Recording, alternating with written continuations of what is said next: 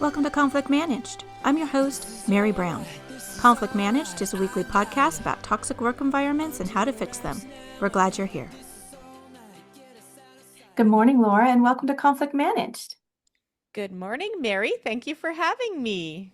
I know we're going to have a great conversation. We talked a little bit before we got going, and the work that you're doing and how you are trying to help people find themselves in difficult circumstances and give them really practical strategies and tips and a variety of other tools so that people can have better work environments and better lives. I just know everyone's going to really enjoy this conversation. So before we get into all of that, I want to hear about the first job you ever had as a young person.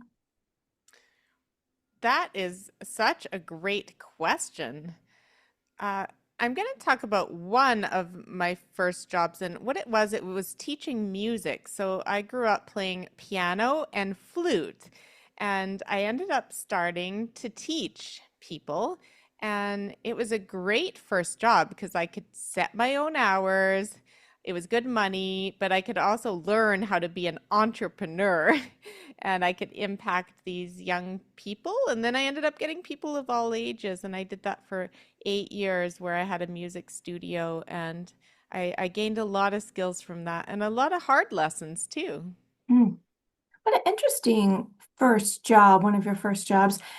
Right, I know you have this entrepreneurial spirit. You have started different organizations, companies. So, but where did that come from? Why start your own instead of go with somebody else who was already teaching music? That's a really good question. I think entrepreneurship tends to run in our DNA a little bit in how we were raised as well. So my father was an entrepreneur, so I just saw that in action and I think I took after him, maybe genetically, but also in his influence and his mentorship. And I lost him when I was 21, but he definitely had a huge impact in those first 21 years of my life. Yeah, I think that's interesting. You know, when you come across somebody who starts business, who has the spirit. So of course, sometimes they just come about it on their own, but many people don't even think about that as an option because it hasn't been a part of their world. They don't know anybody who has done that. And so when they think about striking out, it's not typically on their own they haven't come across that as a live option for them. Yeah, exactly. And it's so normal for me because I started being an entrepreneur at 16 and I'll give away my age. I just turned 50. I'm happy about that. I think 50s are a whole new decade of in the journey and the adventure of life. So that's a long time from 16 to 50 of always doing entrepreneurial gigs of various sorts. Yeah, absolutely. Well, I'll join in that too. I'm 52 and I have never had a thing about age. I love getting older. I love the accumulation of friendships and relationships and knowledge and oh, what a gift. Not everybody gets to be this age. Exactly. And the wisdom that you have, and the surrendering the things of youth, and doing so with grace, and yeah, all of Yeah, that. And I just think age is a number. It's how you carry yourself and the energy you bring to the world. yeah, Really, yeah, that's the age you are, is your energy. yeah, I absolutely agree. So music is in your background. Did you major in music in college or what direction did you go? That's that's funny. I thought about it, but it was really, I mean, it's competitive to chisel out a career in music and very risky, but I mean, I also admire people that do it. But no, I did not. I kept teaching alongside a psychology degree. And then I did another psychology degree. Then I did a third one, the doctorate. So, and as I got further into my master's, I just didn't have time to teach music anymore Mhm. So why psychology? because I always had a deep desire to help other people, to make a difference in people's lives, and to help them directly. And I also had a deep interest in human behavior and what makes people tick. I bet you probably got a taste of that when the people who practice, the people that don't practice, and when you think about your music career and teaching music, I wonder how that what you said that you learned a lot from teaching music, and I wonder the parallels of how all those human interactions with your different clients. Was that informative at all for your or not for your psychological education? No, I think it was. So when you're teaching music, you get some of the kids that do not want to be there because the mother or father says, you've got to take piano lessons. And and then they don't want to be there and they're little, they're difficult. And my nephew is one of them actually. He was one of my most difficult. And now that he's almost 40 years old, we joke about it, that he was a pain in the butt. But the ones that just are there and they don't practice, and so you have to try to inspire them, and you have to be patient, and you have to understand and know that not everyone is on a musical journey. Some of them are there for a short time, and you want to make the most of that half hour a week that you have with them and not let it get you angry, frustrated, down. So I still remember, yeah, there was a few that were tricky. And then at the same time, there was a few that were unbelievable that went on to do music programs. One of them did her full master's in music, for example, and is a performer. And so that other side of it is inspiring for me. Yeah. Gosh, isn't that what you just said about all our human interactions with people, especially when we are trying to, if we're teaching? So I taught philosophy for a very long time before I transitioned to what I do now. And what I do now with conflict management, people show up in all different places, and some are happy to be there, some are kicking and screaming. And one thing that being a recovering people pleaser is that I'm trying to embrace, I can't want this for them more than they want it. And they're the ones that are going to have to make the change. This is something that I cannot fix, but I can come alongside for those people who are ready at this time to try something different. And if they're not, maybe they will be at some other time, or something else will resonate with them. Exactly. The motivation has to come from within because conflict is difficult.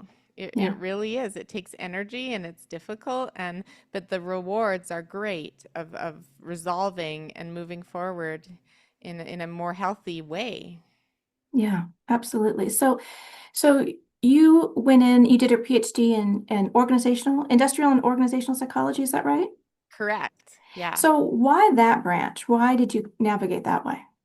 Well, I had done my master's in counseling psychology. Then I worked for a few years. I thought I would do my PhD in counseling psychology, and I almost got into, well, I had a professor in Stanford ready to work with me, and my focus in those days was career development, and he was a guru, and then they closed their program for 2 years, and the 2 years I wanted to get in, it was closed, and I looked at other programs, but as I was kind of pushing towards 30, I just really felt, okay, I got to open up the doors here. And then I discovered organizational psychology. I knew about it, but I discovered it and I thought, this is perfect because I'm entrepreneurial. I love business. I had been consulting and working in the business world for a few years. And I love the marriage of psychology and corporate life. And I think corporate life is like complex families, really, with all the dynamics that you would see in a family and maybe more so. And I thought, wow, this is a perfect combination to make an impact in the world of work through the science of psychology. So what do you do now? What is your practice? Well, I never have just one thing, of course, because I'm a serial entrepreneur. My practice involves speaking, so I'm a professional speaker. I'm a researcher, so I'm an adjunct professor of organizational psychology, and I have a program of research happening right now around toxic leadership behaviors and impacts and how to measure and assess toxic leadership in organizations. So I'm really excited about that. I also run a team of career psychologists across the country here in Canada that help people navigate career transitions and also help organizations retain talent and build healthy cultures. That does sound like three or more careers right there. That's a lot. So what's your the research that you're doing? I mean, I know that this new book that you have coming out in January, which is called I Wish I'd Quit I Wish I'd Quit Sooner, Practical Strategies for Navigating and Escaping a Toxic Boss. Right, it's a Great. great title. So Thank obviously you. your research is really fitting into that. Can you tell us a little bit about your research? Sure. So this is just backing up a little bit. I've always liked things that are timely and important in the world. I don't like research for the sake of getting a journal publication and in some small arena. I like tackling big concepts or big problems. So the first big problem I tackled in my PhD was how you lead a remote team and how you have a high performing distributed team. And that was in 2003 I started that research. Mm. And then I got really involved as a thought leader and pioneer in the future of work. And then when the pandemic hit, I was already 10 years into speaking, researching the remote world and the hybrid workplace. So Mhm. that came in handy. And I felt like, oh my goodness, this is finally really being put to great use. And then I wanted something new to add on to that because it had been so long. And I noticed a lot of our clients at Canada Career Counseling, the company I run across Canada, were struggling with toxic workplaces. And Mm. then when I was speaking in the US and working with US organizations, same thing. Just a lot of difficult, toxic bosses and toxic workplace conditions. So one of my students, a couple of years ago, I said, would you be interested in doing a research project with me in toxic leadership? And she said, absolutely. And she's originally from Hong Kong, and she said in that part of the world, same thing. There's so many toxic workplaces that young people are gravitating more towards their own business because they don't Mhm. want to put up with all the toxic BS in Right. organizations. So we ended up doing a project where we interviewed survivors of toxic bosses throughout North America. And I use the term toxic boss because they don't deserve to be called a leader. A leader does great things for people, inspires, motivates, supports, mentors. A toxic boss does the opposite. Mm. They erode people's well being, confidence, and productivity. So we did this qualitative study. And then from that, I ended up coming up with the 8 personas of a toxic boss. I ended up coming up with what are the differences between a difficult boss and a toxic boss, which I saw a lot on social media and in other writings, kind of a mix up between difficult Mhm. and toxic. So I thought, okay, I got to tackle that. I got to tackle what are these bosses? What do they do? How exactly are they harming people? And Mm. how do you get out of it? And how do you recover? So that's Mm. what my upcoming book, I'll hold it up here. I Wish I'd Quit Sooner is all about. And you can see there's a cage on the cover because oftentimes you feel trapped in Yeah. a cage like you're never going to get out. Mhm. But you can get out. And I explain how and why in the book. It's a beautiful cover and a Thank you. wonderful, very, as you said, timely topic. So let's pick up on that. When I hear people talking about their situation, a lot of times they'll say it's toxic or this person has a personality disorder or something like that. And a lot of that is because they're in pain. And these things may or may not be true. So sometimes it's just the person is difficult. So what are some of the differentiators between someone who's really a toxic boss versus a difficult boss? That's a great point.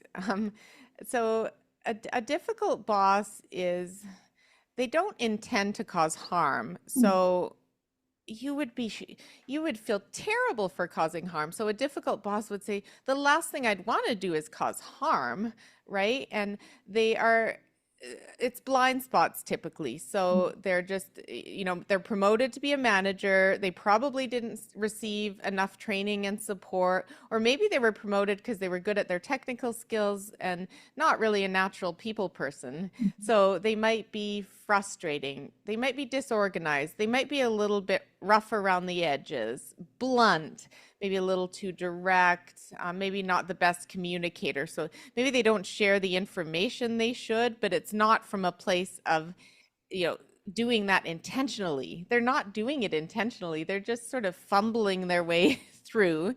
And training, coaching, mentorship can help that difficult boss. They are willing to develop typically, and they they can develop into better bosses over time. And the other part of it is you can learn how to work with them. So you can learn how to manage them almost. You can learn how to make their life easier. In turn, that'll help your career. It can be a good symbiotic relationship if you kind of look past the difficulties.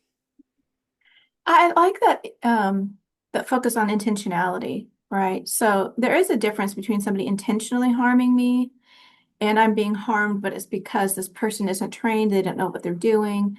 Um, so what about this? What about you've got someone who's a micromanager, but they're not reflective about it. So they don't see that there's a problem. And so this idea of being open to coaching, they're just following the rules, or they're just interested in quality control. I mean, I'm sorry, maybe you would think that maybe that falls under toxic, or this not being self-aware is so important for leaders because if you're not self-aware, then you're not going to be open to this change. So how would you think about that?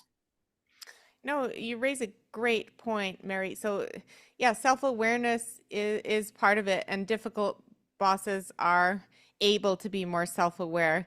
Sometimes at first it's difficult for them, but you can help open them, help develop them.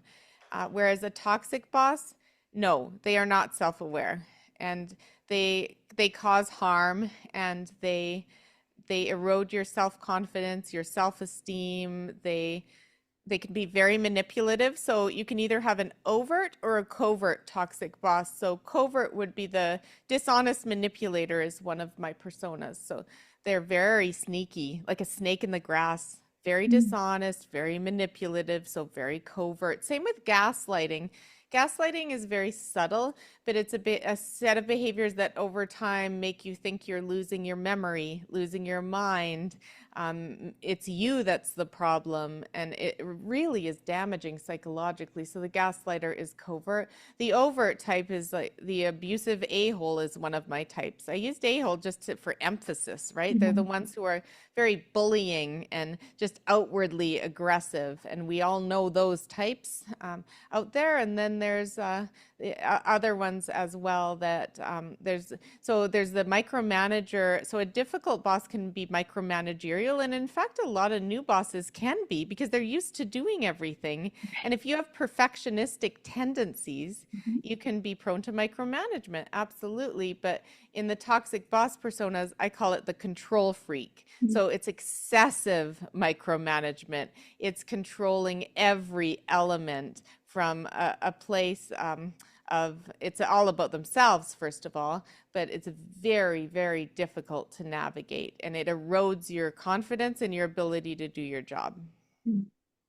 So I think the question that most people have, and I feel like I know the answer to this in general, but I'm going to ask you why?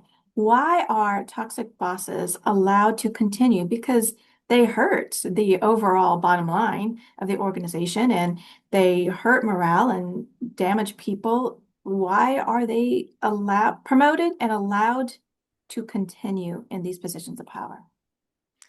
That is a great question. Number one is they bring in some sort of success for the organization. Usually it's financial. So they bring in money, they bring in clients, they bring in projects, they bring in something of value. And the fear is if they are let go, that value will be let go. So that's number one. Number two is they can be very good at sucking up and developing allies with other leaders. So maybe they're part of the executive team and they're friends with the CEO, or maybe they're part of that old boys club, and that's my buddy. We play hockey together every Thursday night or something. And it makes it really tricky to hold them accountable to toxic behavior when you're friends with them. So that would be number two. Number three is simply, and being an expert in conflict management, I mean, this is something you could explain, but it's the avoidance of conflict. It's the ostriching. It's, I know this is going on, but I don't have time to deal with it. I'm scared to deal with it. It's going to be too hard. Yeah. Yeah, absolutely. I mean, for all of those reasons, I think when we see it and maybe we're subject or someone that we know is subject to it, we think, why are people not paying attention? Why is this? being allowed to go on. And yet, for all those reasons that you said, it's tricky, it's messy. There are all of these different sorts of dynamics and this what if I pull on this string, what will happen? What will unravel? What will be the blowback? Or sometimes people are afraid, even though they're managing that person, if I do this, they are friends over here, or what will I now be the target of this ire? It seems to me that one way, like with this whole the money issue this person brings in, that we've got to find better and different avenues to reward people who are high performers, but ought not be managing people, right? Mhm. So that's just not where their skill set is. So it's not a kindness to promote this person to manage people for them or for the people that are being managed. So we need to have, I think, just different ways, different status, different rewards of people that we want maybe to keep around, but this going up, like this is the only way that we look at status and Mhm. promotion is by managing. It's just very odd because I no, agree. yeah, I agree, Mary, 1,000%. If we could have a technical stream and a leadership stream, that would solve mm, some of these problems. Not all, but right, some. yeah, absolutely. So, when you look at all the different people that you have worked with, can you tell us about a time maybe earlier in your career where you had a conflict with a colleague or someone that you manage or managed you, and how you dealt with it, and maybe how, knowing what you know now, if you would do anything differently? Oh my goodness. That is in a great question. I mean, of course, there have been many over the years, and running my own business for the last 16 years, there's definitely the need to address people who aren't a fit with your culture. And as much as we try really hard to hire without error, it happens. It happens every now and then we have to deal with it. But I would say one of the challenging conflicts earlier in my career was I was managing an office of psychologists here, and then I brought on a co-manager to because it was too much for me. I was trying to balance having two little, like I had one little boy, and then I was pregnant with the next, and I was just in over my head. And I brought in a co-manager, and then it seemed to be okay for a while. And then when I went on my mat leave, she ended up taking over as manager, and the company said, it doesn't make sense to have two managers. It makes sense to only have one." Which, I mean, I can see that. I can see co-management doesn't usually work, but the way that it was done Mhm, didn't sit well with me. It mhm, was done behind my back. It was done in a way that I was just pretty much told that it was happening. I didn't have any say or voice in it. And then it was just really harsh conditions because the way that she was managing went against my own values and my own style. And mhm, so I remember having some conversations with her, and she would kind of tell me what I should be doing and focusing on, and it just didn't feel right. And I pushed back for sure, but then I ended up going to the higher ups and saying, "This isn't working for me. I don't think I can work with her or for her." And then they threw a bonus at me to just kind of keep me, "Oh, well, thank you for all you've done. Here's a Christmas bonus." And just, we appreciate you and stuff. And then I think when you're in a conflict, it's either fight, flight, or flee are kind of the natural reactions. And I ended up doing the flee thing. I said, "Okay, I'm out of here. I'm going to mhm, just start my own business and move on because the decision you made here just isn't going to work for me." And mhm, it didn't work for the rest of the team, to be honest, either. It was just a very poor promotion decision. mhm. I really appreciate that example because sometimes the conflict, at least the way this one started, was a lot of that could have been eliminated by transparency, conversation. Mhm. Um, we all want to be treated as adults and professionals, but when we feel like we're being sidelined or we're being minimized or these conversations are in back rooms, it sets this tone and it's completely unnecessary, right? So whatever the decision might have been, they went with one manager, and maybe the outcome might have been similar. You decided, well, I don't want to be at this organization anymore if this is the direction. Um, I imagine it would feel differently when decisions are made and we're in the room and we're treated with respect. It just sits so differently, and so much can be avoided with direct conversation, where people are allowed to participate. Exactly. Clarity is kindness, Yeah.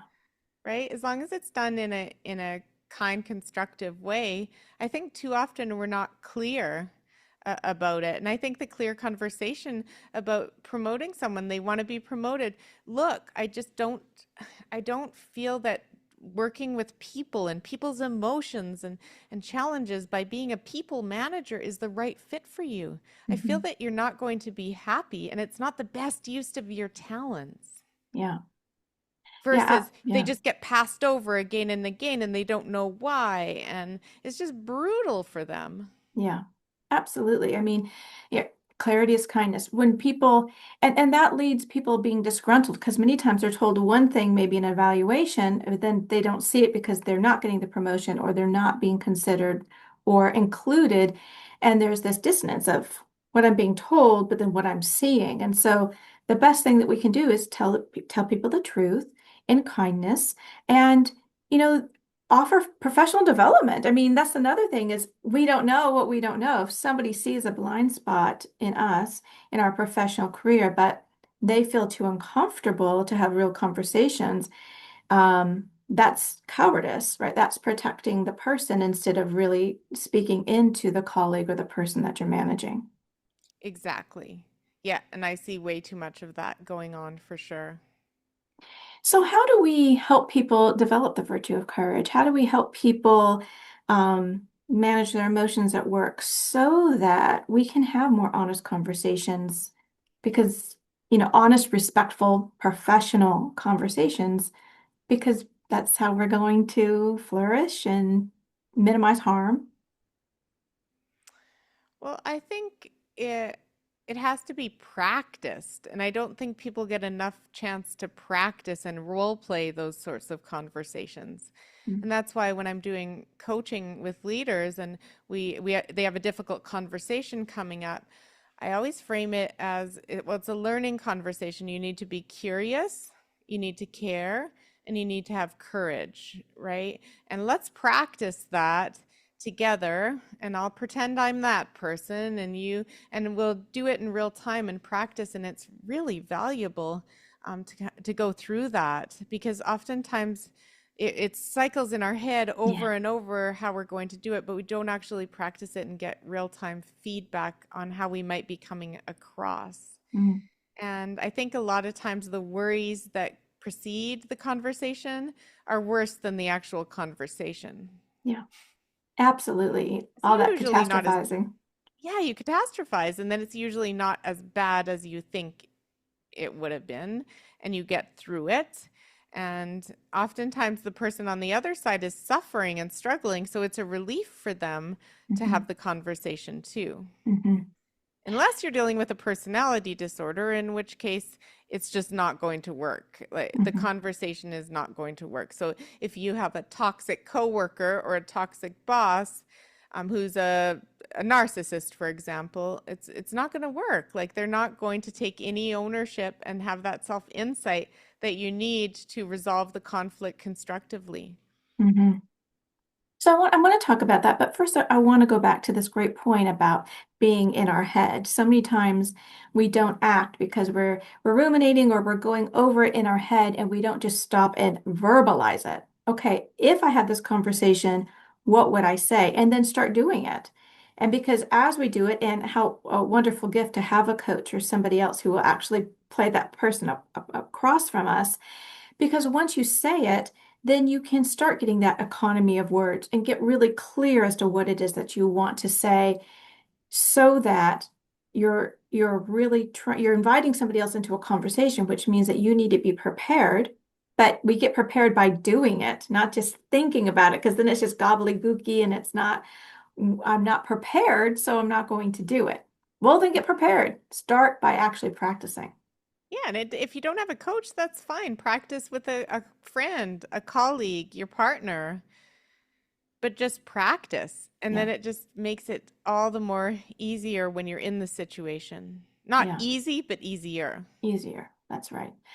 So what if your boss, coworker, has a personality disorder? You may not know. Yeah, most of us are not trained psychologists, so we ought not be making this diagnosis. But if, let's suppose that you are privy to that, and you're the boss, and you happen to know that this person has some kind of personality disorder, and so you've had this conversation. It doesn't change.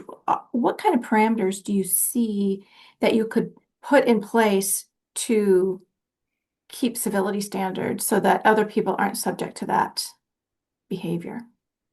Well, I think I always say that when you are taking on the position of leadership, you are taking on a great responsibility to creating a healthy workplace culture for your team. And with that comes challenges and the need to be courageous and the need to hold people accountable. So if you have someone who's causing difficulty in the team and they're having some toxic behaviors, they need to be held accountable.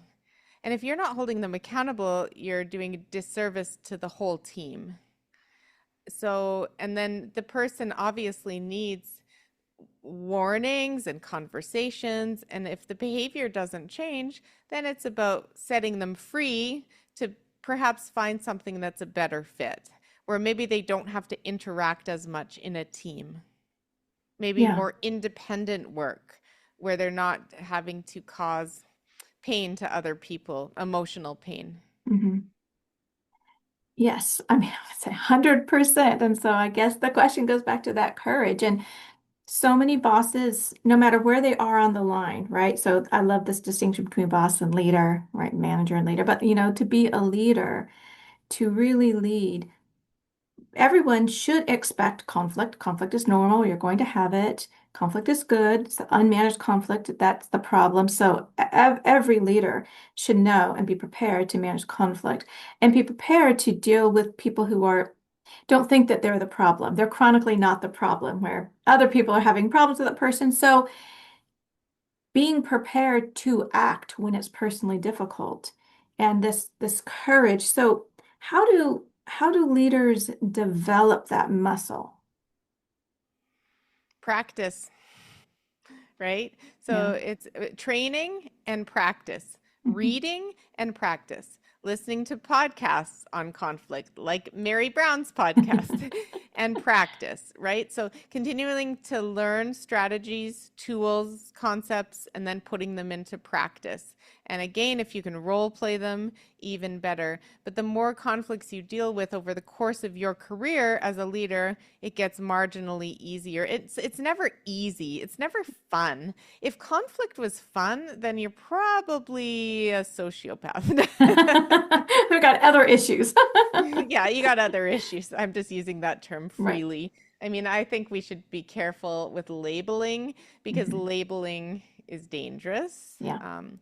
But I do think that I included the narcissistic and sociopathic, sort of the personality disordered toxic boss as one of my 8 personas because they are a real thing. Hmm. And it is a real thing.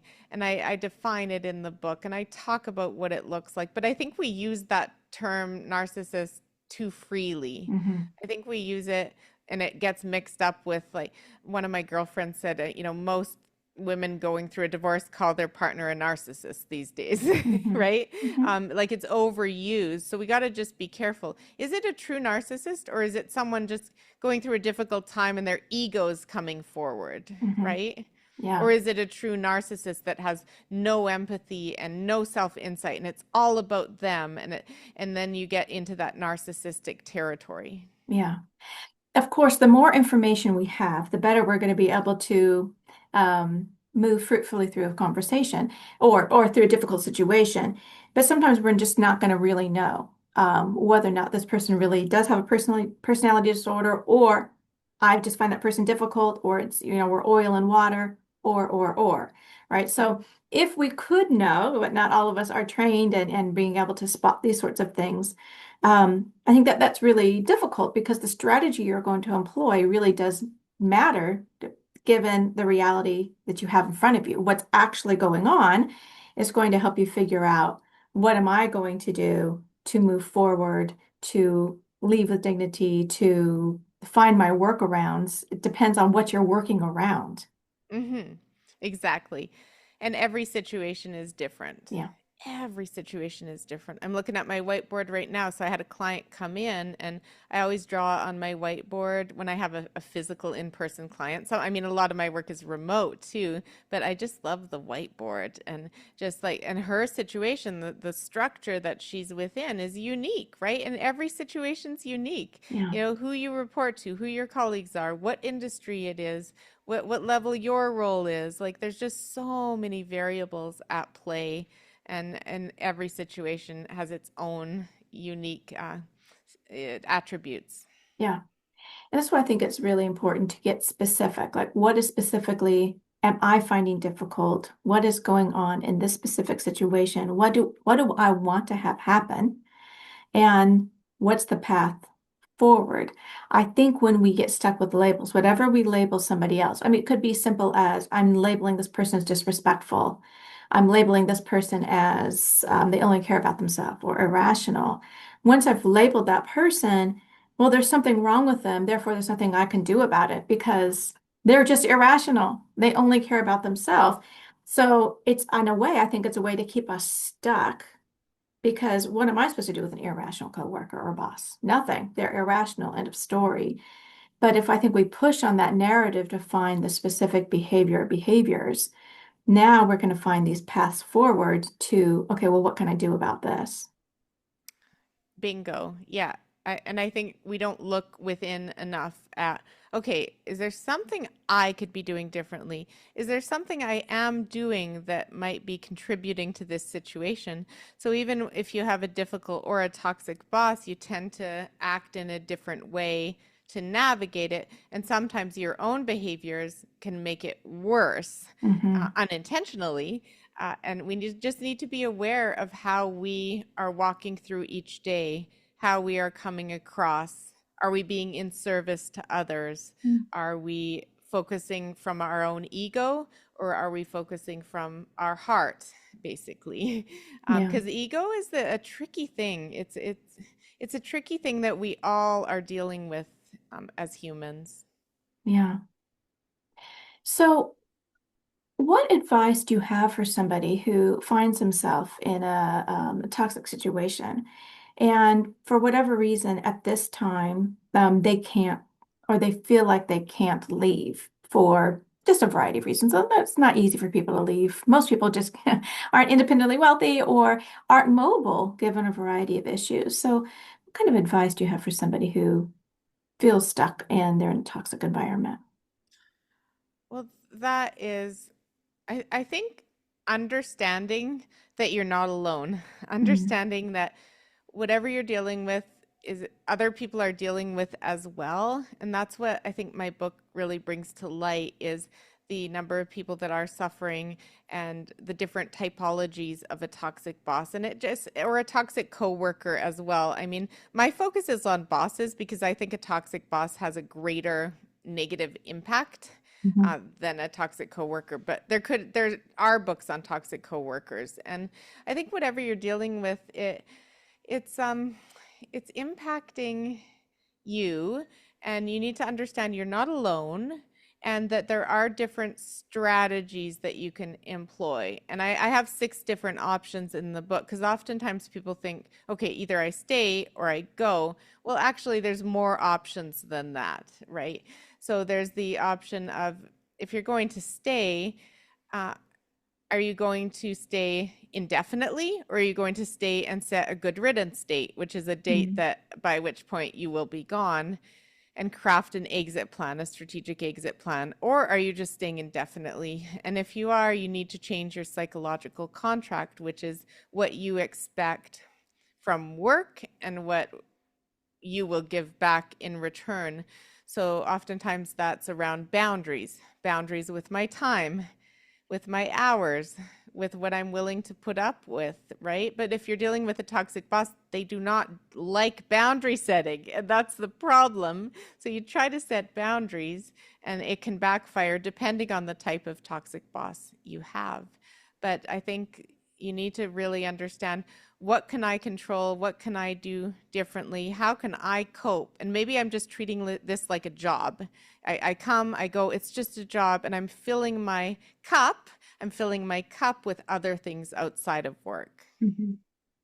I love that. And I love this idea of the psychological contract. And I think it's just a good question in general. What are you expecting from work? What are you expecting to get here? What are your expectations? Are those reasonable?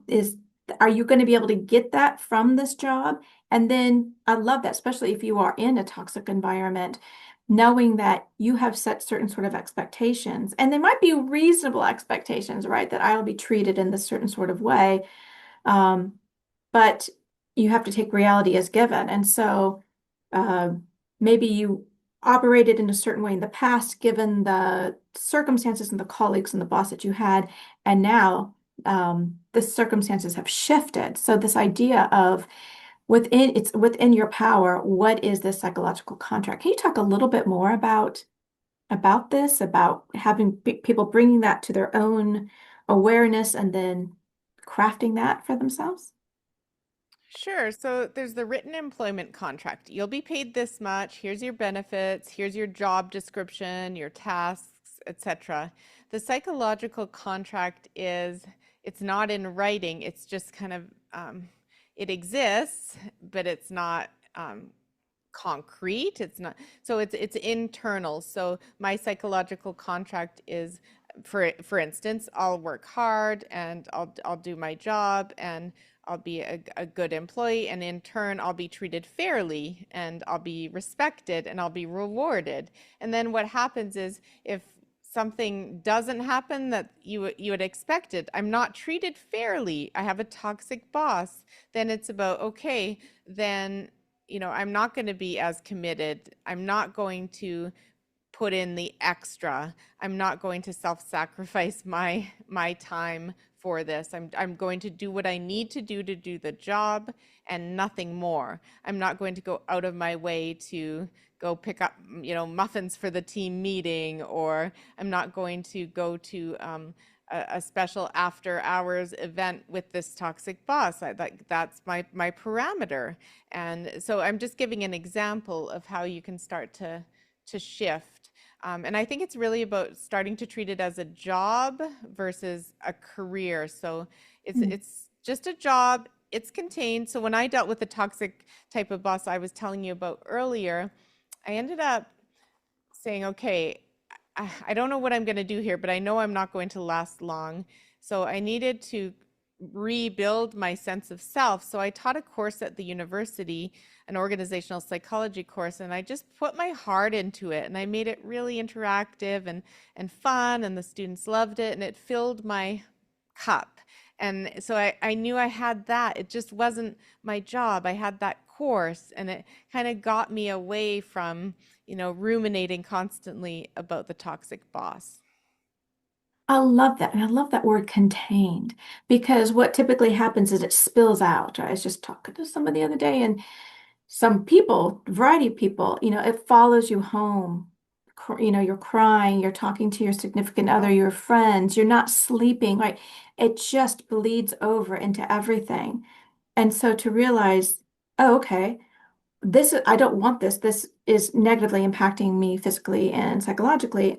I'm going to contain it. And that shift also of job from career, like right now, this is paying my bills or whatever it is that it's doing for you. But just it's such a wonderful word. I'm going to be using that, the containing it, because it can feel like everything is exploded and it's just this mess is all over the walls of everything and everywhere you go. But it doesn't have to be that way, right? What can you do to bring it back down? exactly. And if it's a truly toxic boss, honestly, it doesn't get better. It tends to get worse. So I just need to say this out loud. I- If you are suffering under a truly toxic boss, I think there is a way out, whether it's another job within your organization, whether it's filing a claim, filing an HR report of bullying behavior, of disrespect, of harassment, whatever it is, whether it's finding another job and quitting. There are different options available. And I think that people always said in my research, I wish I'd quit sooner. That's what they said. So that's Hmm. why I titled the book that Hmm. title. And that's their advice. I hung on because I thought I could make it work. I hung on because I was committed. I'm a loyal person. I hung on, but it affected me even more. And now that I know what was on the other side of that, I wish I had quit sooner. Yeah, that really is quite powerful. And I think the time to be self-aware is right now, right? When everything is going well and that you have expectations for work and you do think about what that psychological contract is so that we're not the lobster in the boiling pot because you just don't notice it until all of a sudden for many people. And now they are in over their head and all of these things seem to be going wrong and they don't know what's happening. Why is this happening? And so people spend this time battling, this shouldn't be happening with the fact that it is happening. And once okay, it is happening, what am I going to do?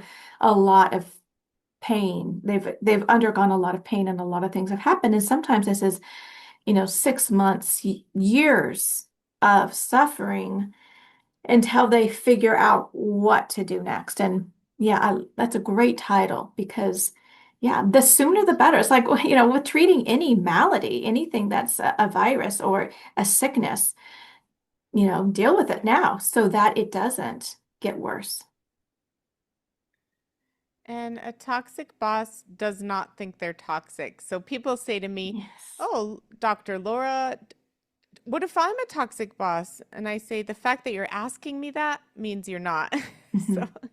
toxic bosses do not think they're toxic and they do not see themselves as having a problem. So the only way that a toxic boss can be dealt with is by the courage of people above them in an organization. Yeah. Does that happen? Sometimes, but not often enough. Yeah.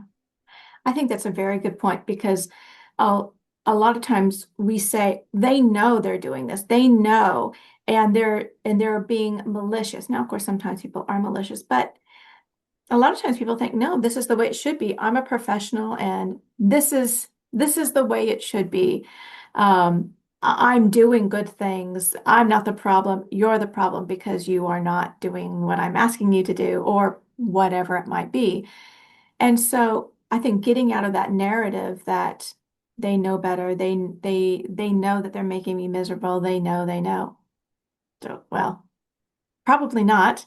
So what are you going to do? No. Right? You're just sitting and just disempowered for them to like wake up one morning and be like, "Oh my gosh, I can't believe I've been doing these things."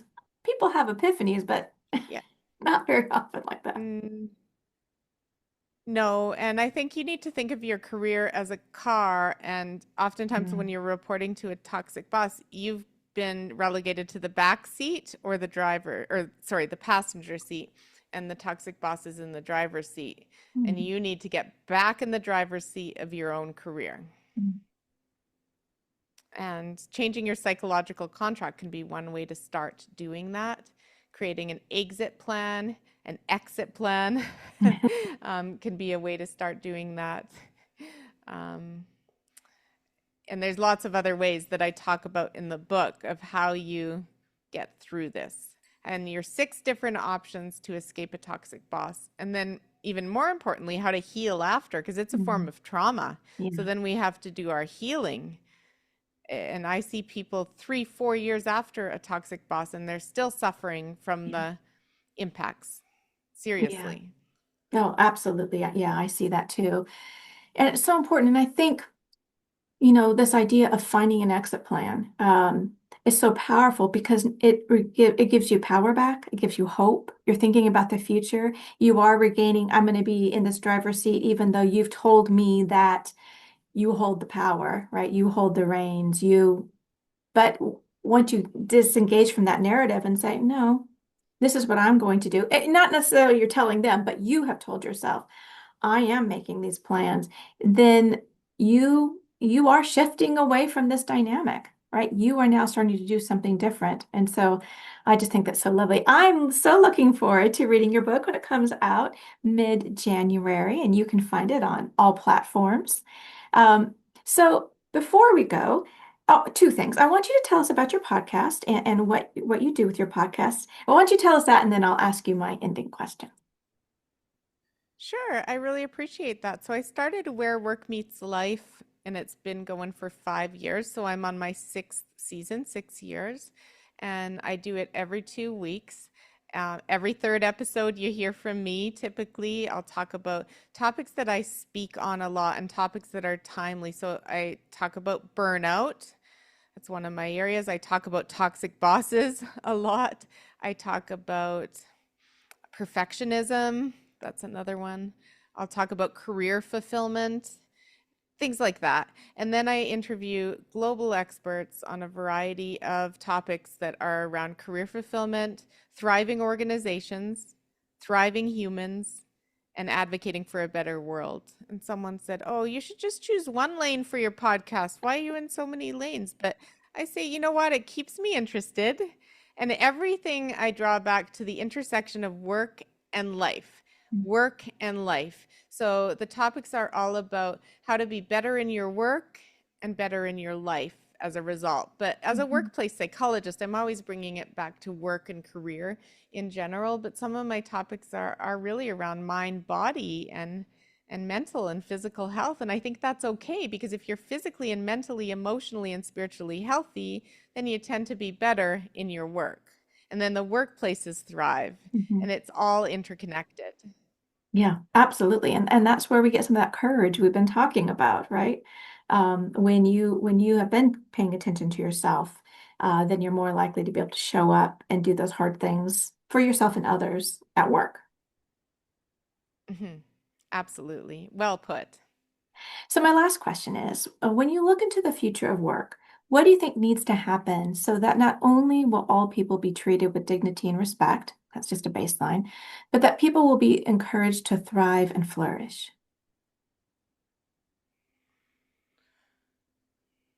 I think that we need to focus on the three P's. So I think right now a lot of the focus is on one P, on profit.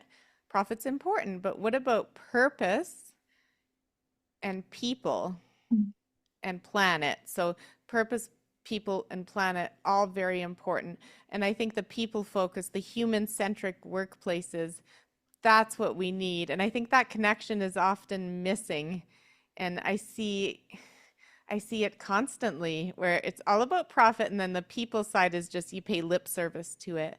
But I think if you honestly care about people and you have the curiosity about them and the courage to hold them accountable and to challenge them, then you'll have a healthier and more successful organization. Yeah, I love that answer. I mean, I think the real and part of this is if you want profit, you will treat your people well, and you will operate via purpose, and you will take care of the planet. Because if you don't have any of those things, you're not going to have. Yeah, exactly. Exactly. Yeah, I think we're really aligned on that. Yeah. And Mary, and I think that your podcast is amazing and important, and I will share it widely. And I'm just so grateful to be able to talk about these topics with you. Well, thank you so much for sharing and the work that you're doing to really help people in extremely tough situations that they find themselves in. So, thank you so much for being on Conflict Managed, and take care. Laura, what a wonderful conversation. I am looking forward to your book, and I know it's going to be so helpful. And I like the emphasis at the end of what you said is that toxic work environments, it's not just what you're experiencing now. And when you leave, there's the after effect of when you have been treated really awfully. And so the sooner you can get out of a difficult situation, a truly toxic work environment, the better it's going to be for you. But really taking stock and doing that healing so that it doesn't haunt you and that you're able to deal with it. So I'm looking forward to your book that's coming out in January. Thank you so much for being on Conflict Managed. Conflict Managed is produced by Third Party Workplace Conflict Restoration Services and hosted by me, Mary Brown. You can find us online at 3pconflictrestoration.com. Come back. We have new episodes every Tuesday. And if you would like and subscribe wherever you listen to or watch a podcast, you can watch us also on YouTube at 3P Conflict Restoration.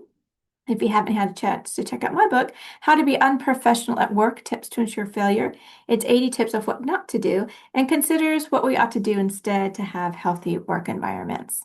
Our music is courtesy of Dove Pilot. And remember, conflict is normal and expected. Let's deal with it. Until next time.